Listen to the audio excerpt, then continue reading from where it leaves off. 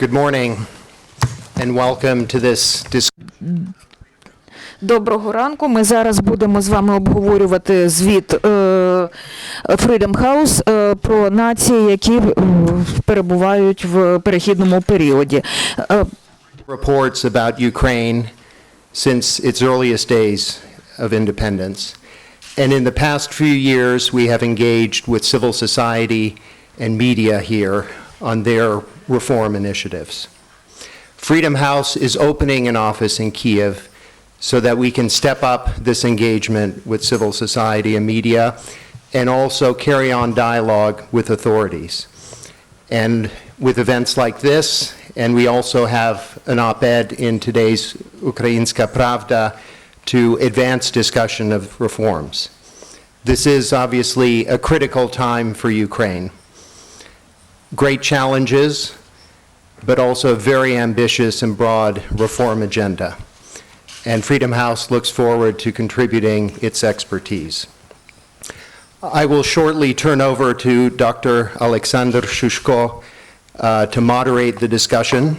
He is Research Director at the Institute for Euro-Atlantic Cooperation here in Kyiv. And he is also author of the this year's Ukraine report in Nations in Transit with Dr. Olena Prystaiko. But before that, I'd like to invite Inna Pidulska, Deputy Executive Director of the International Renaissance Foundation, to offer a few remarks. Inna. Thank you so much, Daniel. Thank you so much, everybody.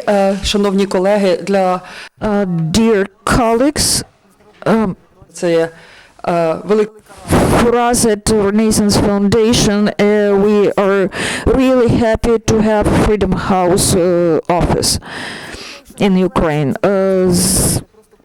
The report, Nations in Transit, is more than just a document. It's the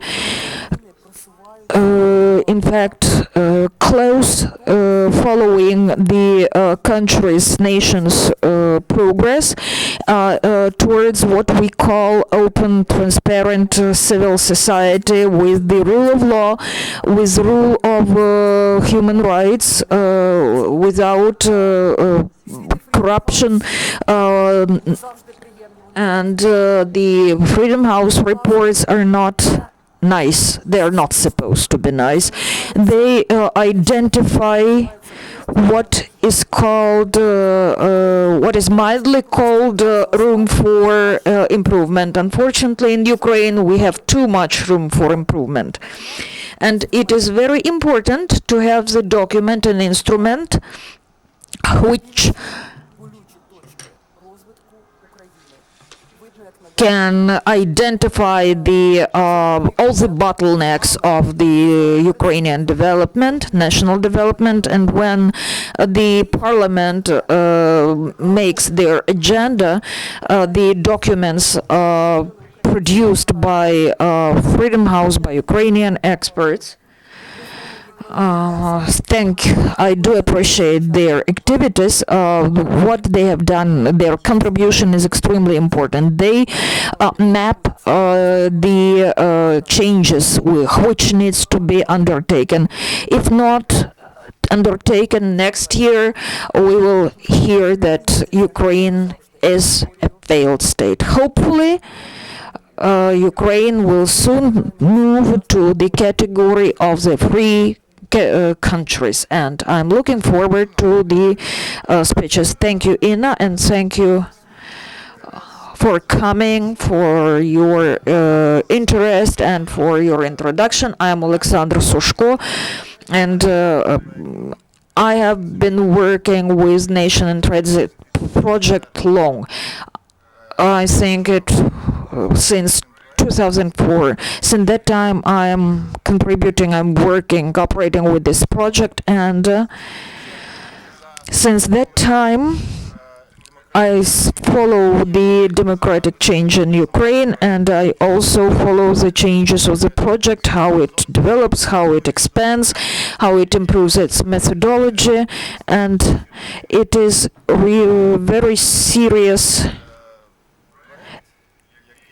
project it applies very serious approaches, which is open to the new developments. It answers the criticism which is often provided by others. And I would like to introduce you the first speaker, Nick Chapman. He is a director of this project.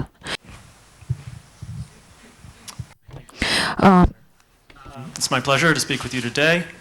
Thank you all for coming. I'll start with just a brief introduction. What is Nations in Transit? And I'll give a brief overview of the trends that we see across the entire Nations in Transit region, and then some specific comments about Ukraine. Since 1995, Freedom House has released Nations in Transit as an annual survey of democratization in the 29 formerly communist countries of Europe and Eurasia. Every year, Nations in Transit measures progress or regression in democracy in these 29 countries and rates performance in 7 different categories of democratization. It has been a tough run for democracy in the Nations in Transit region for the last decade. And in 2015, negative trends that we've documented for years continued and intensified. In Europe, there are profound challenges to the unity of the European Union, fueled still by the fallout from the Eurozone debt crisis, as well as by new pressures of migration and increasingly terrorism. There is a rising tide of populist nationalism that is very skeptical of liberal democracy, and it is sweeping across Europe. In Eurasia, by which we mean the 12 non-Baltic states of the former Soviet Union, there is a profound economic crisis, driven by the oil price collapse and sanctions against Russia, as well as Russia's counter-sanctions against Europe. Russia, remember, still accounts for 74% of Eurasia's GDP. And in parts of this region, crackdowns are intensifying as the economy worsens. Weighted for population, which is the second line you can see on the graph here, it has been 10 years in a row that we have had more declines than improvements in the category scores in the overall survey of the Nations in Transit region.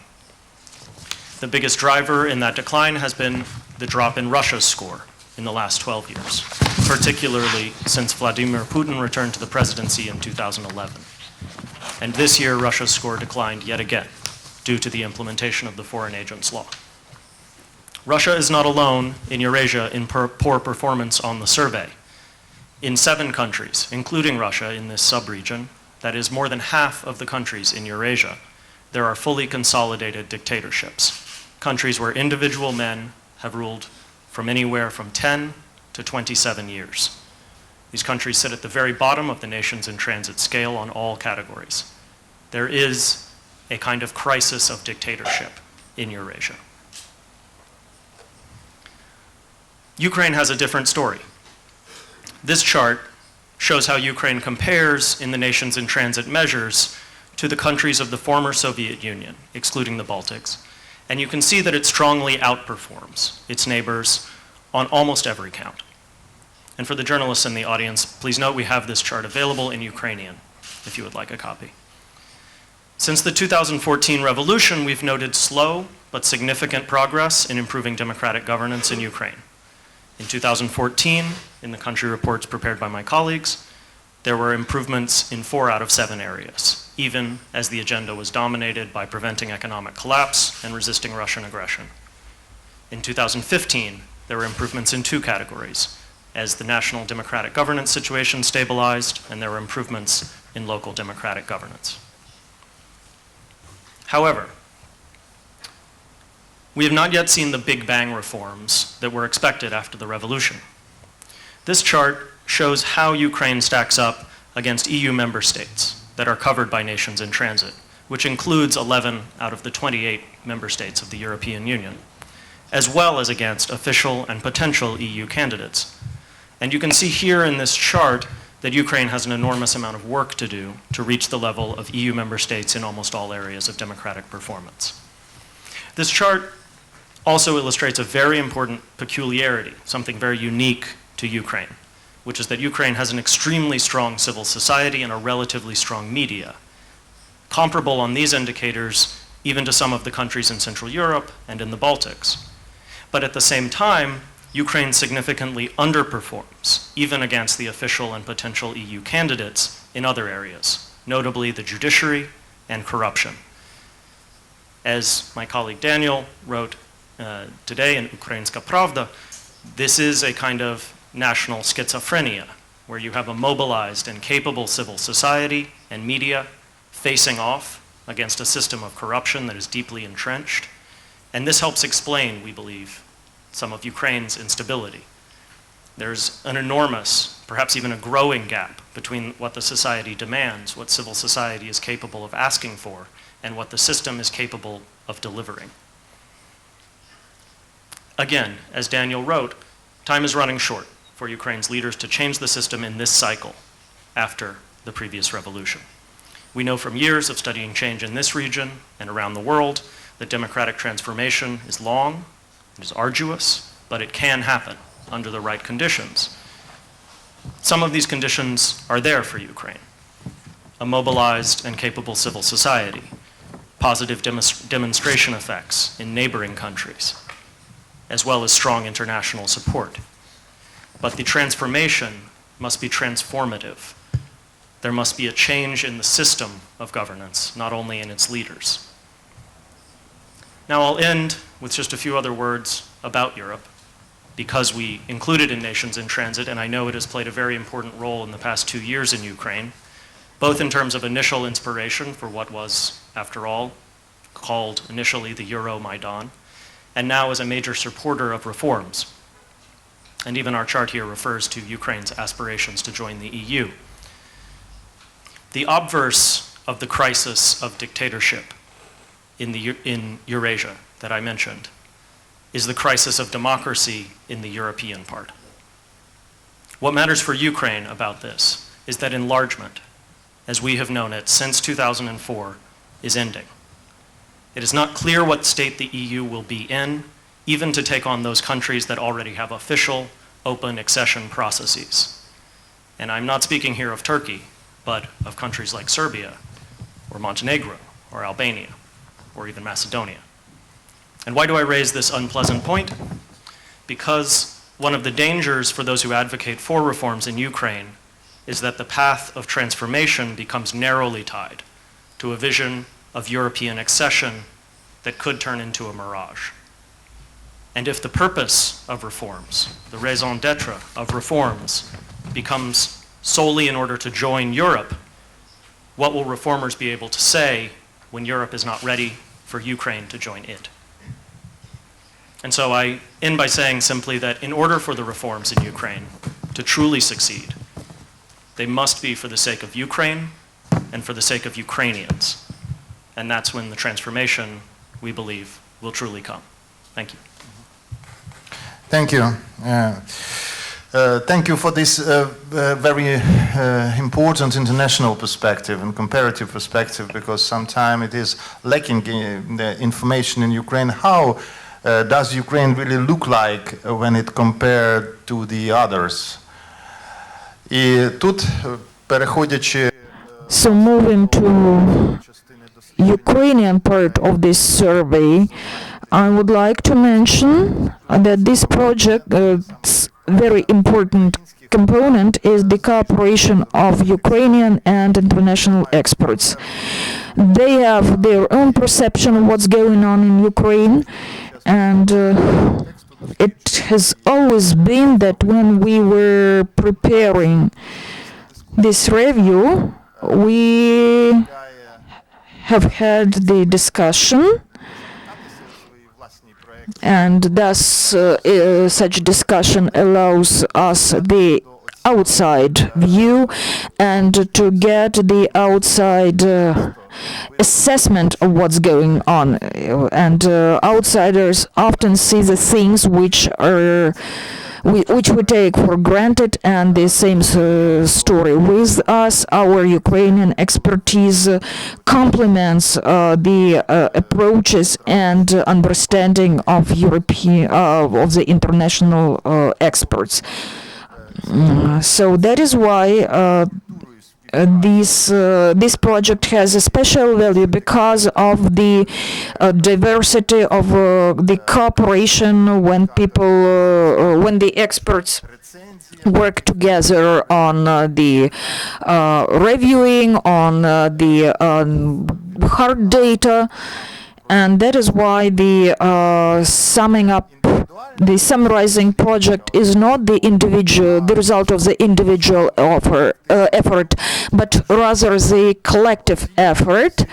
It has been assessed, it has been peer assessed, peer reviewed, and thus it increased its public value. However, the main contribution is performed by the researchers which are doing the drafts and then finalize the texts and hard data, and I'm pleased to introduce Olena Prystaiko to you because she is the part of this. She has been the part of this project for more than 10 years, and she has been authoring several sections of this report. Please present us this project. Please tell us what's going on. You are the insider, you understand the mechanism, you understand how it is done. Thank you very much. I'm Olena Prystaiko. I'm pleased to present the work which we have been doing for more than 10 years, and we are following the development, and we also face the negative aspects of the democracy development. The expertise is very valuable because of two things. First of all,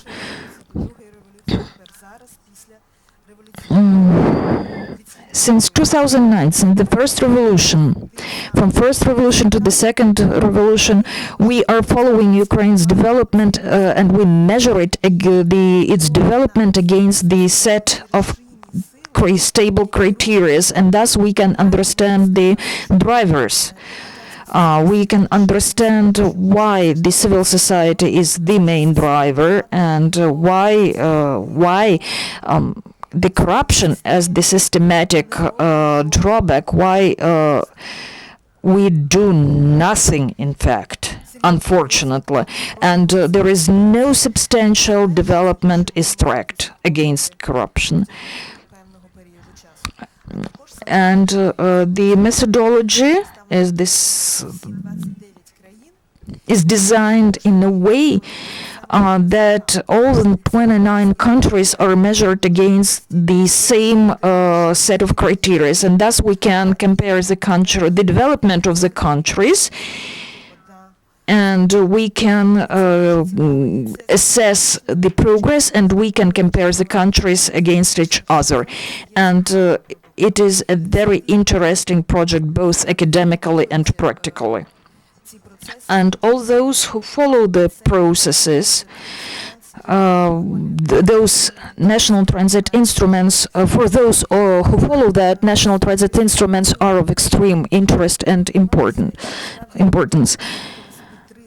So I have three main points. The first one is the assessment of the democracy in the Enrichments. It was covered to great extent. However, then Ukraine and its development and Ukrainian development 2014 and prospects 2016, and because I'm constantly working in Brussels, I promised the European feedback.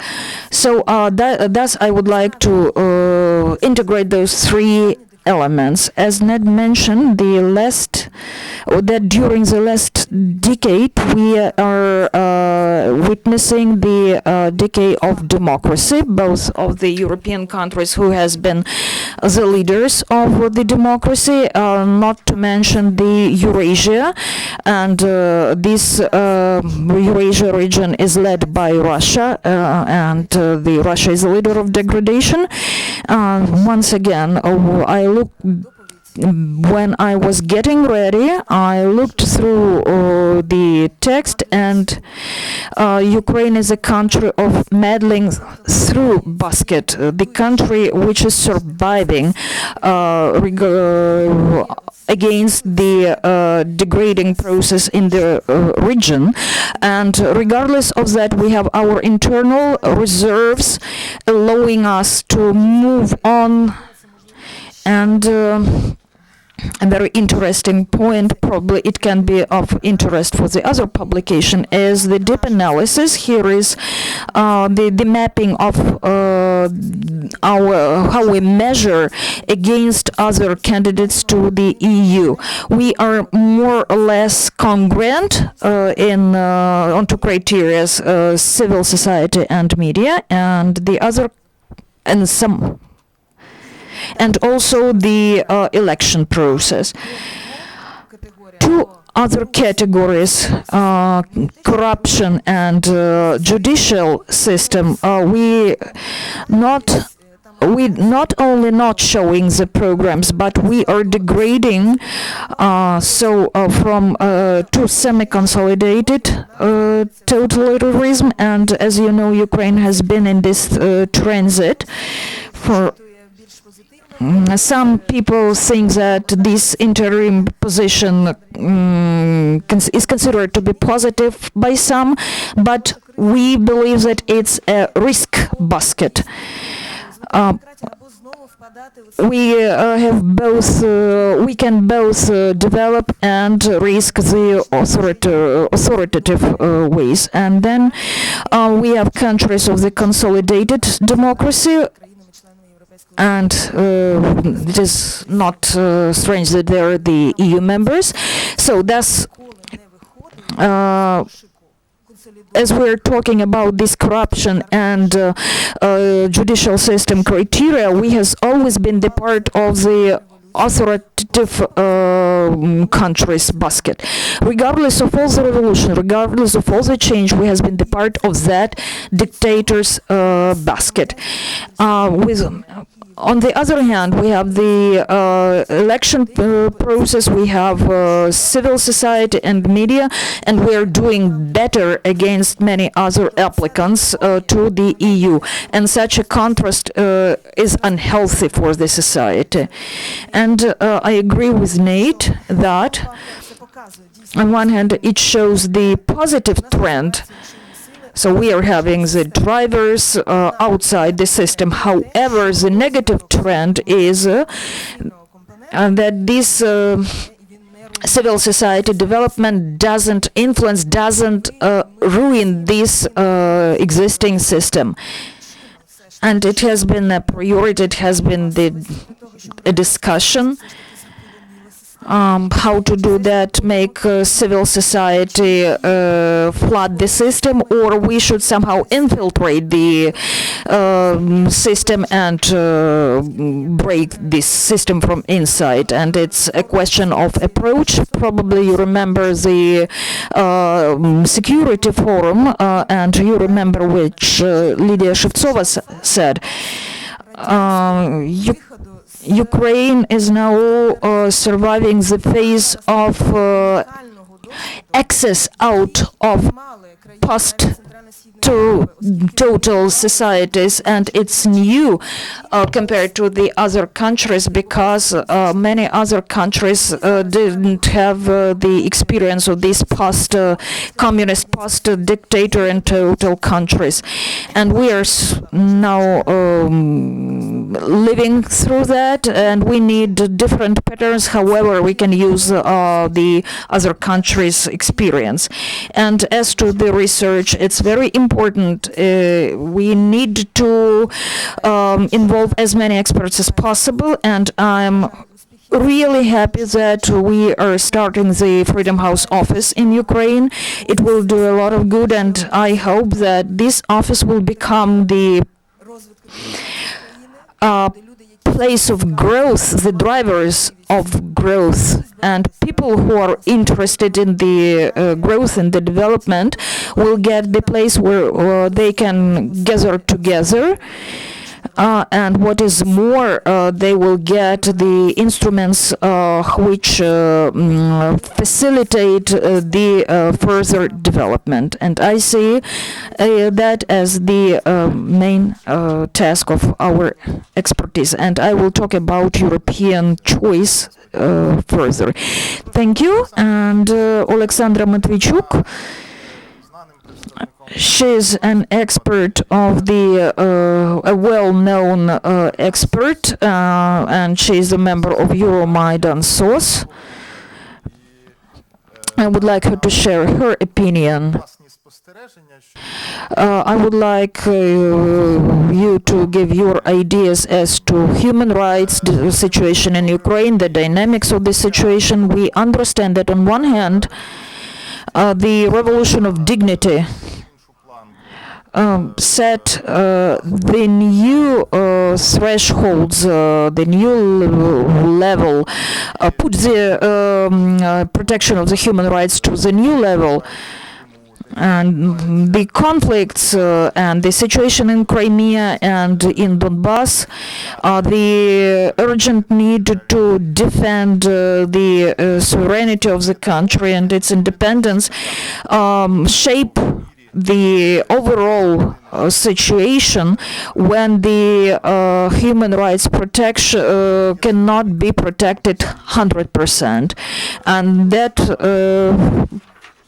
gives us quite a number of problems. Thank you. If we look at this report,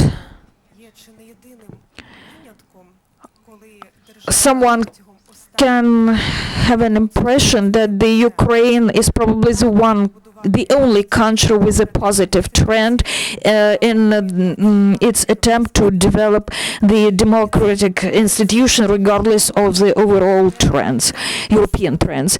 And it's the country of the region with the quite restricted rights and democracy. That is why the progress is extremely important for us, not only for Ukraine, but for the impact to the region in general.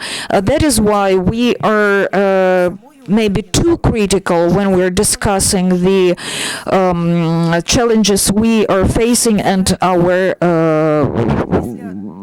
mistakes. Number one is reforms. We haven't reloaded our political system and our elites, and it says a lot. In particular, it explains why our reforms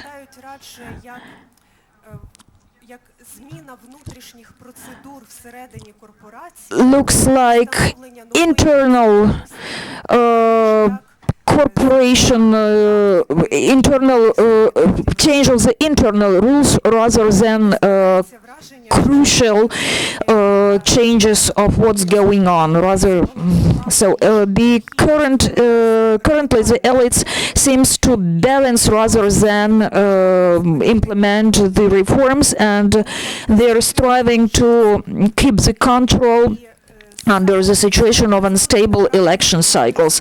That leads to, for example, to the situation like when the reform of the street police is not synchronized, is not harmonized with other sections of the police reforms.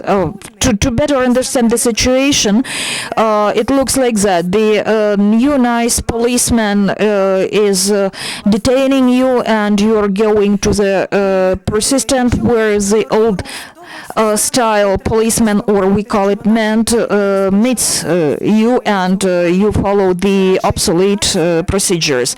Most of what is going on looks like imitation, but it's not the imitation, but the slow pace of reforms, like, for example, in the prosecutor's office. And in prosecutor's office, the situation is even worse because we see the reverse process.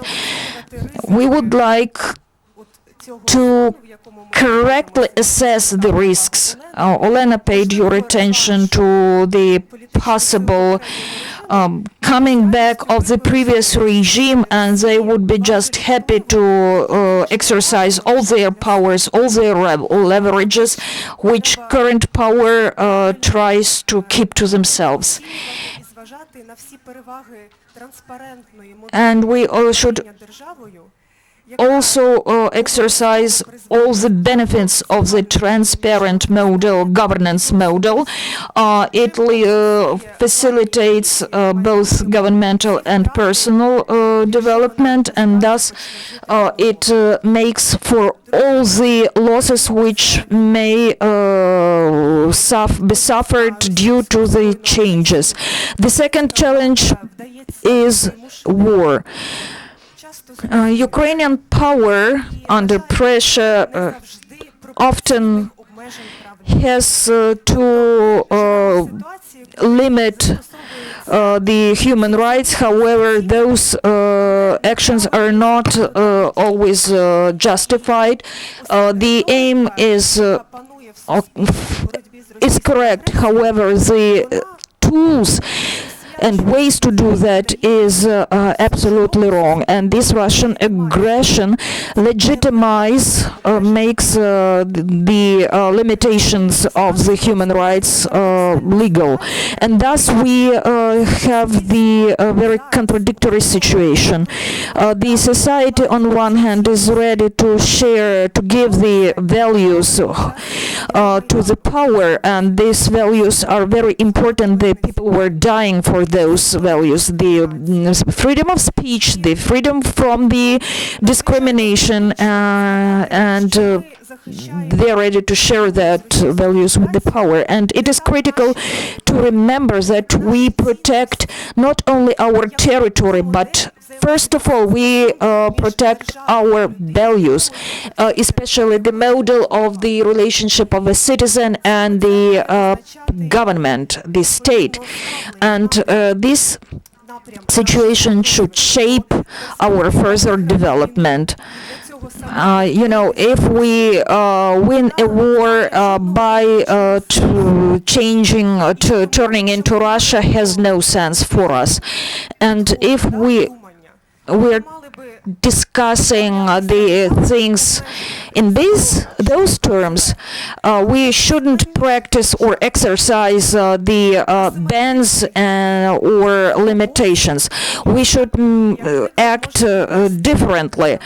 We should practice different approaches. As an example, for example, the exemplary governmental policy as to the displaced people, or the support of the new democratic Ukraine. And this third challenge, which I would like to mention, is that the new experience of the state in protecting their citizen. In particular, we're talking about people who live in the occupied territories in Crimea, in Donbass, and altogether it is equal to the Danish the population of Denmark. And Ukrainian government, Ukrainian state doesn't have many instruments allowing to protect their citizens. However, it doesn't mean that they should reject their obligations to protect their citizens, and citizens have their citizens. We must discuss those problems, and we must not protect ourselves by just labeling and classifying our citizens. We mustn't say that they are different from us. And I believe that Oleg Sentsov's words that my country is not going to abandon me should be translated into the political actions.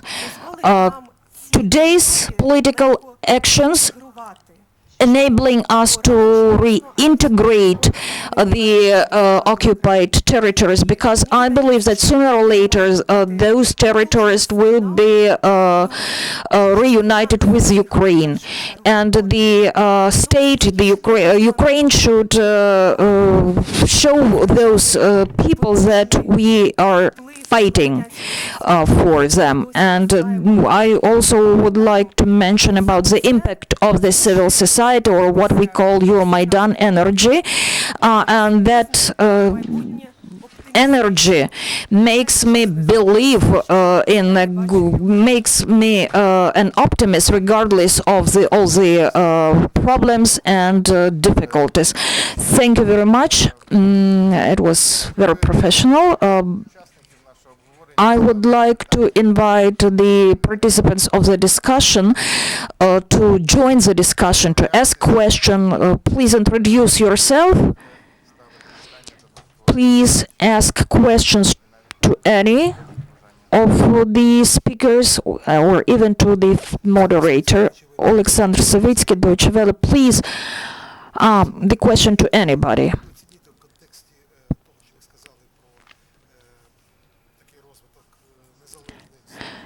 You mentioned the development of the independence. How do you... Media. As to how would you comment on the situation with Savik Schuster, taking into account the assessment of the media, independent media? Well, I wouldn't pay much attention to it because there is quite a number of things which I would describe as forced, untimely, and unproportional reaction or a limitation of the freedom of speech.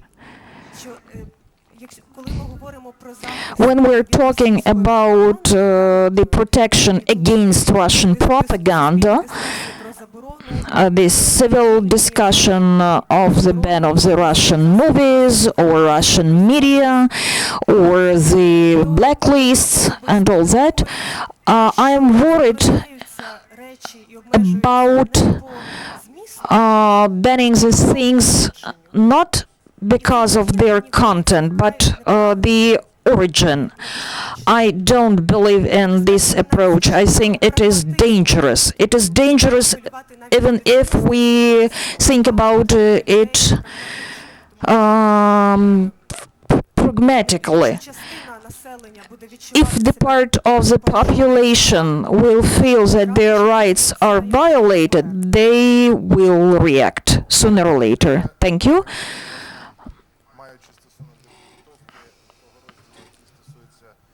I took part in preparation of the media freedom section, and be sure all those facts are reflected on the documents, and if the problem is not going to be solved, it is clear that, and if it is not an individual case, such a situation will influence the overall assessment of the independence of media, because we see the signs of political background. It is clear that the situation is not finalized, and the situation will develop soon. The mere fact of the exercising administrative instruments against journalists and media people is always very sensitive.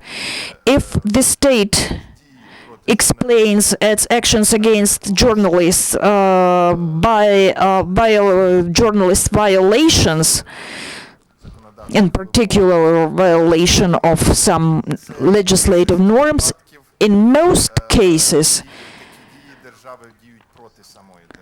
it is bad for the state itself. We saw it earlier, and it will definitely influence the situation. And we use this way to limit journalist freedom for the first time in Ukraine, and it would be very relevant to research, to study this method and make the conclusion about whether it is a political instruction, let's put it that way, the direct guidelines from political institutions. On the other hand, we understand that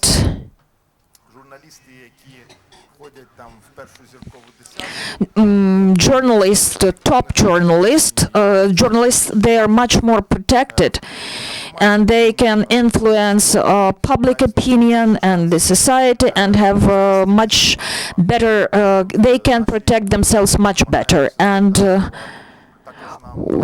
we try to draw attention to the more numerous cases of pressure exerted against smaller journalists, journalism or media in the region, and they are the signs of the quality of the process.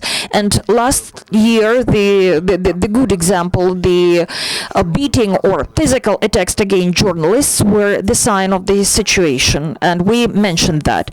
And I would also like to add up that in one of the interviews, media interviews, the late Boris Nemtsov mentioned, he mentioned as a person who had an experience with dictatorship. He called us Ukrainian not to be tempted and to protect the freedom of speech. And the last discussion we had with Oleg Panfilov, an expert in information wars, he mentioned that Ukrainians were too concentrated on Russia propaganda. It was on time in 2014. Now it's high time to generate quality content. However, it is much more difficult than just compiling a blacklist. Do you have any other questions or comments? So, please. We have time, so. Hello, I'm Oksana Silipan. I have a question.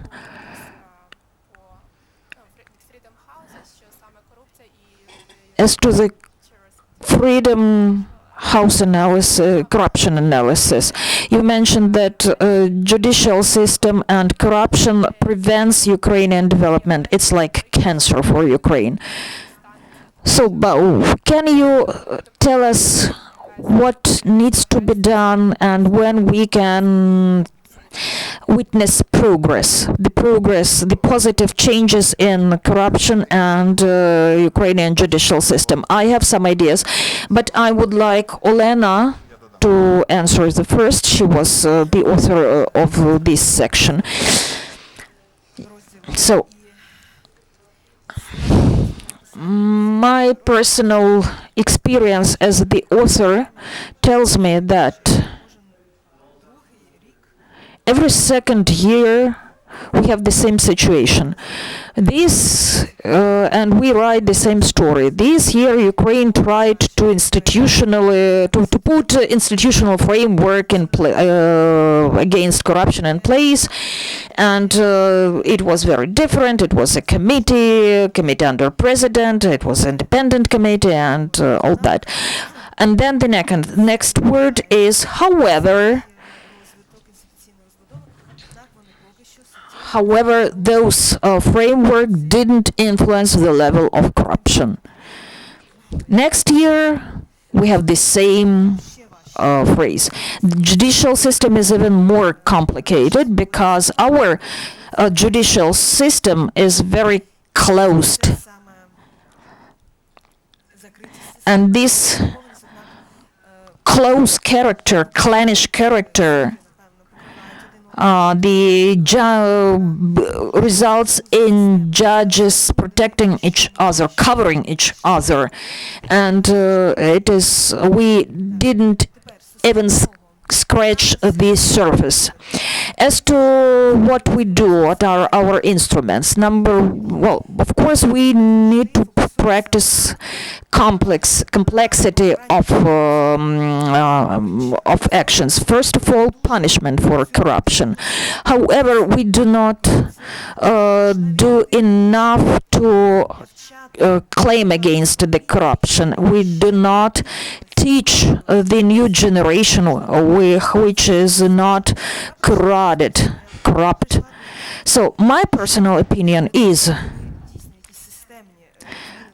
in order to change the situation critically, we need to educate as to the instruments young people, those youngsters who are not affected by that system. Our main message should be is that corruption is bad. Corruption is unacceptable. For those young people to understand that when they grow up, they should know that it's bad thing, and they are not going do things like that, regardless of the fact that their parents may act like that. So, number one, we need to learn the drivers of the corruption, and it is not the elite, it is societal problems, the approaches, attitudes towards corruptions. We first of all, we should reach the consent, societal consent, that corruption is bad, and then we should act unanimously. We should prevent, fight, and punish. I would also add up about the corruption, but not governmental corruption or governmental agencies corruption, but the corruption as the part of the life of the society. I remember that right after Euromaidan, I talked to the Prime Minister of Norway. She told me a story which she was very much impressed. She received a group of the Ukrainian journalists, and she told about her lifestyle. He mentioned the car, the house. They couldn't believe her. They put it bluntly, "We don't believe you," and she was shocked. It was the indication of the fact that people did not believe that they can have different lifestyles, that they can live differently, and the main change of the main change, Maidan change, was that people got very that people decreased their tolerance towards the corruption, social corruption, and we also face the same problem when we're talking about protection of the human rights. Unfortunately, protection of the human rights is considered to be the privilege for those people who we like. We understand that when we have the military aggression, we have too many groups which we don't like, and we as the society don't want them to have to enjoy all the rights, and we use that as we use the conflict as the pretext to restrict their rights. As a good example is the cancellation of the equality days in Lviv. If we had, for example, the days of anti-terrorist or operation days, then it would be accepted. But somehow different festival was not accepted. However, what I want to tell that the protection of the human rights is the biggest blow against the totalitarian state and dictatorship in Russia and here, and that is the good elimination of the cause of the war. And if we struggle against it, we can reach these set objectives. And my observation is as follows. My colleagues said practically everything. Analytically, we have three aspects. Number one, top corruption, or why top politicians are interested in keeping the obsolete mechanisms.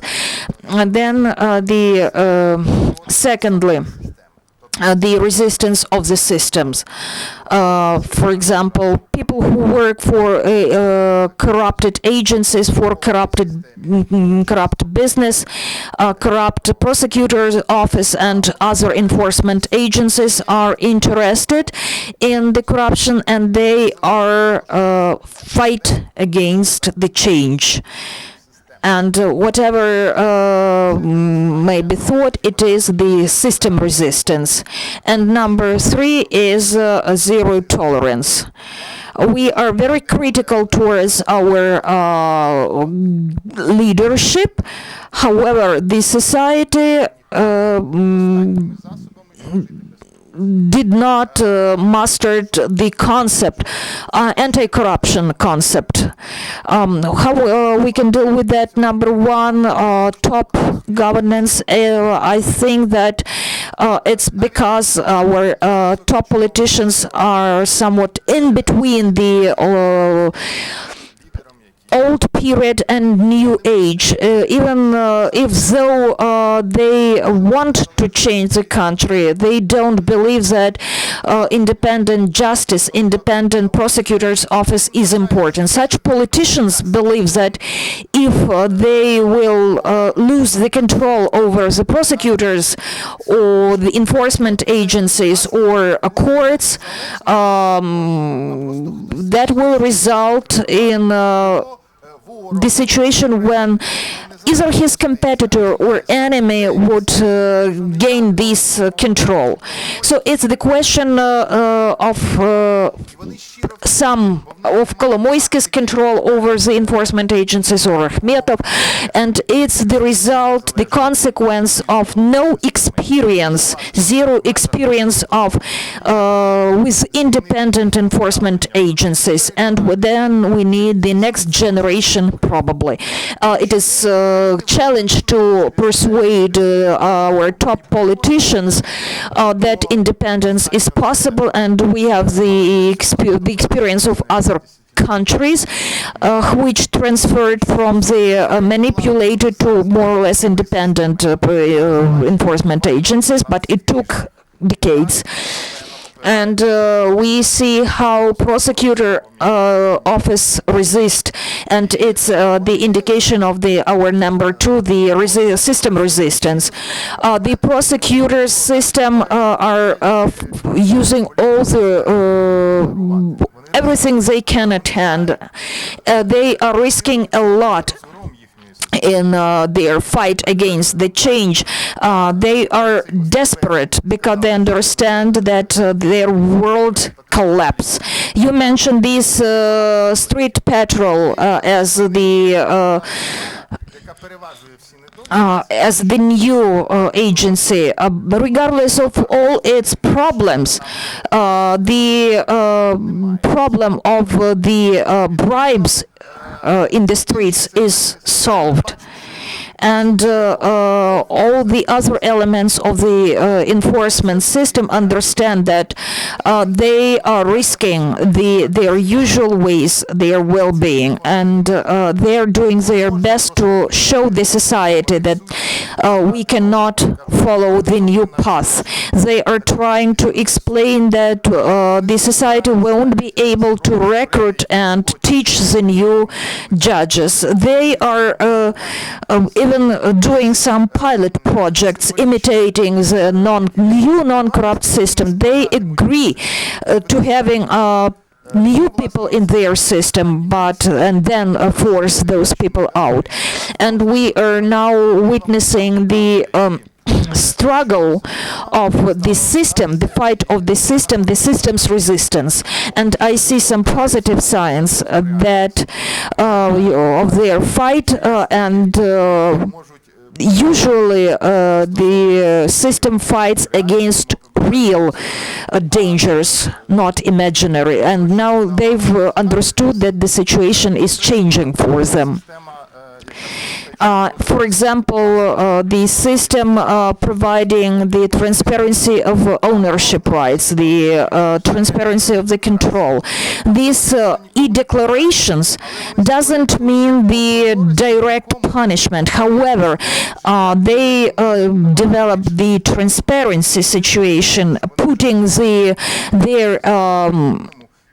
mode of operation at risk. They won't be able to, they understand that they will not be able to practice their old ways when anyone can check. The same story is with the register of the beneficiary owners. It is quite innovative for Ukraine. The registers of the car owners and things like that are innovative for Ukraine. And I'm sure that if we make progress in those issues, we can discuss not only bad things, but rather what has been done. As we're talking about judicial system, I'm not very sure about that, because their struggle is really, really serious.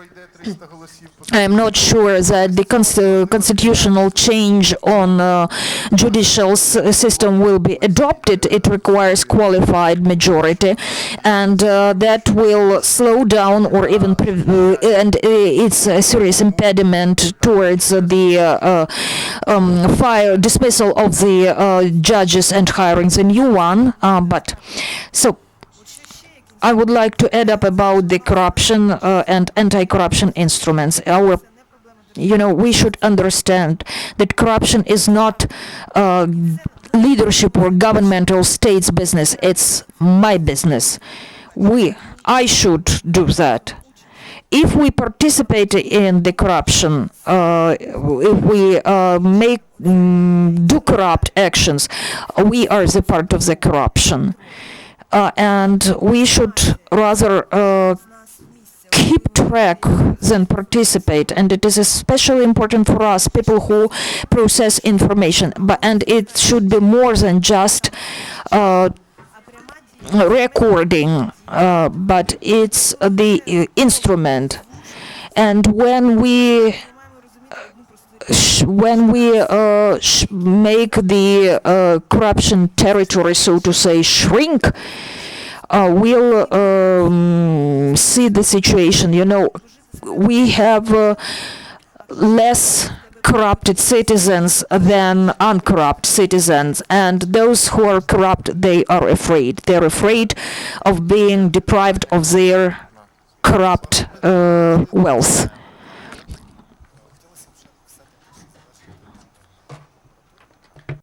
I want to ask about General Prosecutor's Office and the reform of this sphere. And they took a lot of functions that concerns hiring and firing. So these will be the delegates who will identify who will be hired or who will be dismissed, and we know how these bodies were renewed. So no matter who General Prosecutor is, that will be a different person. Someone named it the second return of Schenkkan. And how can we overcome this crisis, and what should we do with Prosecutor's Office when the legs are the same, but the head is different? So we are not specialists in this sphere. There are experts, but in the framework of my competence, I can say that despite progressive legislation that was adopted, there are some gaps, and we may say that in the format and the sequence of actions of this reform that didn't happen actually, and at some stage we should go back and to make real actions. There was an attempt in autumn to start contest for replacement of regional prosecutors. We know what mechanisms were used not to select new candidates, and there should have been some actions and to renew this activity, but all these activities were carried out by old personnel, and previously the main problem was considered to be political domination over Prosecutor's Office. Politicians provided orders to them, and they followed these orders. To some extent, Prosecutor's Office is independent from the executive power, but the main problem is that they covered such areas of independence that we are afraid of them. Maybe it's better even if politicians could influence them somehow. And it happens so that today this is like a corporation, and they became even more closed, and they reinforced their walls. And even the politicians, they don't have those levers of influence. And even if at political level there will be a will to renew Prosecutor's Office, and that wouldn't be so easy as it was a year ago. And formally they introduced European norms because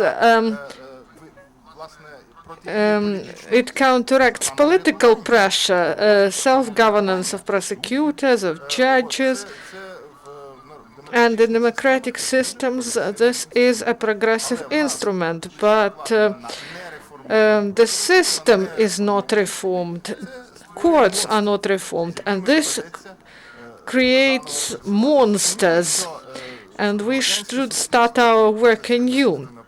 So progressive politicians won't leave it aside, and there will be some initiatives, and we hope that they will be of quality, because we know in what way some things are done, some foolish actions that discredit the activity. That's why it is important that the experts, they should gather and discuss this issue. They should establish that this reform failed, and then they should go back to work and make some steps ahead. Firstly, I would like to tell you about the question you asked. And together with our colleagues, we go to meet the faction of Judiciary Reform, and we are going to discuss issues of reforming judiciary and prosecutor's office. And there is no proper reform of prosecutor's office, and the power wants just to optimize the structure, and they do not want to get new quality of these structures. So prosecutor's office can be one of the functions of the Ministry of Justice, and no one even led discussion, and no one said how to reform the Soviet monster in order to reform the sphere. So, as Oleksandr said, this is the bright example when they take a palm tree and then bring it to Kyiv in winter and try to plant it and wonder why it is not growing. Because the instruments, they are not good or bad. They should act in proper conditions in order to be effective. And as to your second question that you didn't ask, because the same mechanism,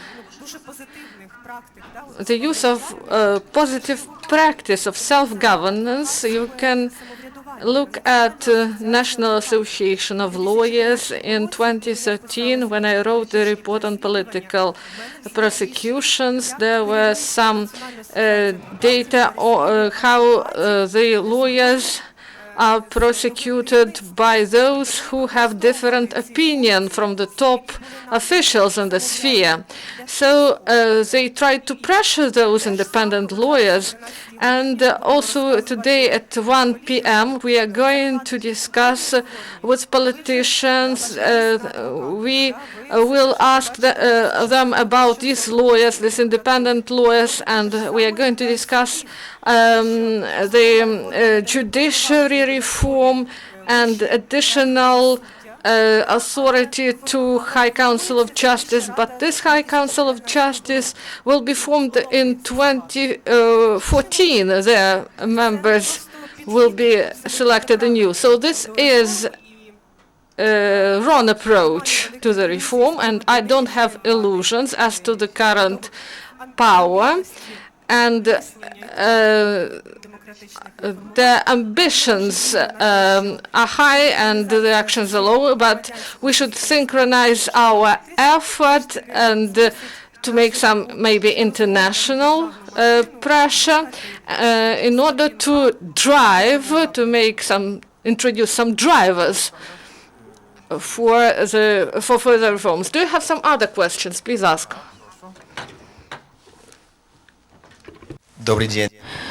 Hello, I'm Matthew Sharp, and I'm the director of the Freedom House representative office. I have the question to the Ukrainians. I understand that you don't look at the East as the good example for the democracy development. However, as it was mentioned, the situation is not in the West, is also very difficult in Poland, in Hungary. It's not a problem with democracy development, and it's not an issue of the and joining the EU. The question is, how do you feel about the situation in Poland and Hungary, and especially how it may influence the Ukrainian chances, Ukrainian situation?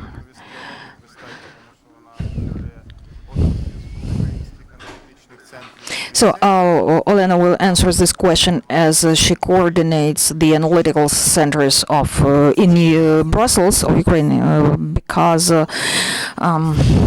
she's responsible for that. It's her issue. So you think that the trend, the dynamics of the situation in those countries is negative. Am I correct? So you mean the populism growth, why the nationalism growth? Well, it is clear if we think about it historically. It is clear the challenges Europe faces doesn't have answers so far, and that is why it is a good chance for those who can gain popularity by simple and cheap methods, and the situation can even get worse. And not long ago, Orban was an issue of mocking and of love. However, the situation is changing and changing negatively. For example, Visegrad four governments stood against migrants. They made their statement that they're not going to accept those migrants, and that means that the basic fundamentals are being ruined. Then the financial issues will be raised, and the situation gets destabilized. Everyone who was happy and didn't like the union, they're having their chance now, and it is negative for Ukraine. Number one, Ukraine is a part of Europe, and the compromise of democracy will negatively impact the Ukraine. And for us, it was more than just a democracy. It was the lighthouse for us. It showed our directions, and somehow instead of having this red light in front of us, we're having red flag.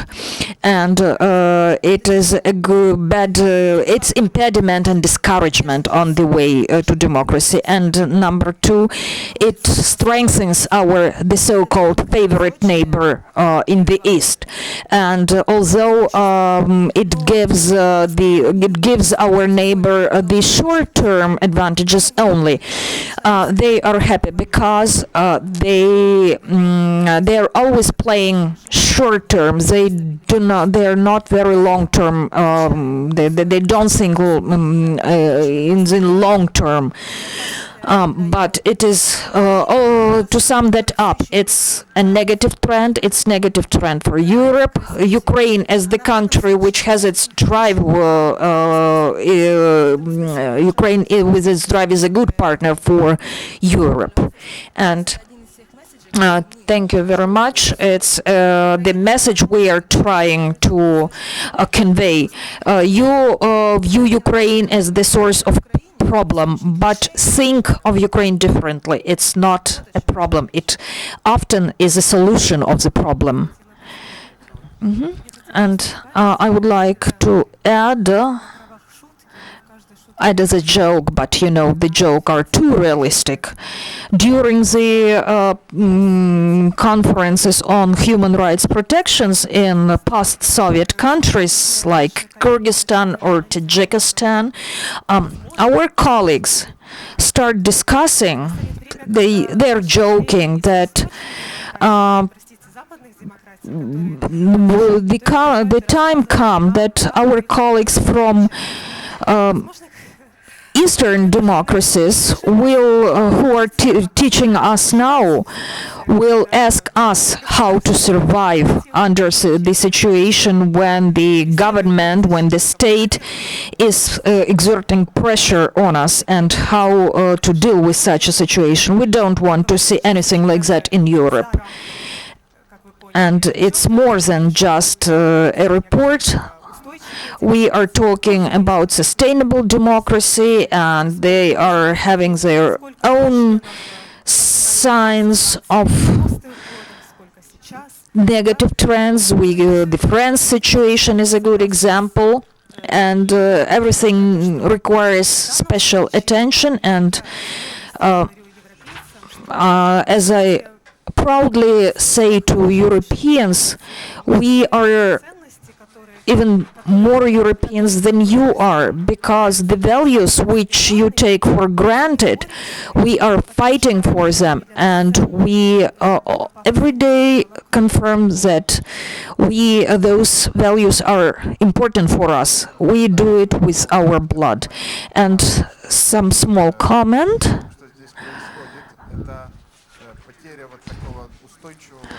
What is going on here? We are losing our reference point. For a long time, we have our benchmark. We have the countries more successful, with more successful transformations. They are good examples for us as well. However, this image is getting diluted, and it's not that clear We cannot sell this idea of 100% good example to Ukrainian society. On one hand, it's a disillusion. On the other hand, it compromises the vision, the benchmark of success. It compromises our goals. It's not that clear nowadays compared to how we felt about it earlier. And we don't know what other goals can be set instead, how those goals can be substituted. And sociologically, it didn't result in the popularity of the opposite things. However, it generates the isolations and the approach like nobody knows what the truth is. We're going to do it our own way, and it's. We have the share of our Eurosceptics and our isolationists, and the share is growing, and thank you very much, and our time is over. Thank you very much to the organizers, and my best wishes to Freedom House. We appreciate opening the office in Ukraine, and thanks for your interest. And the panelists, we appreciate the contribution of all the discussion participants.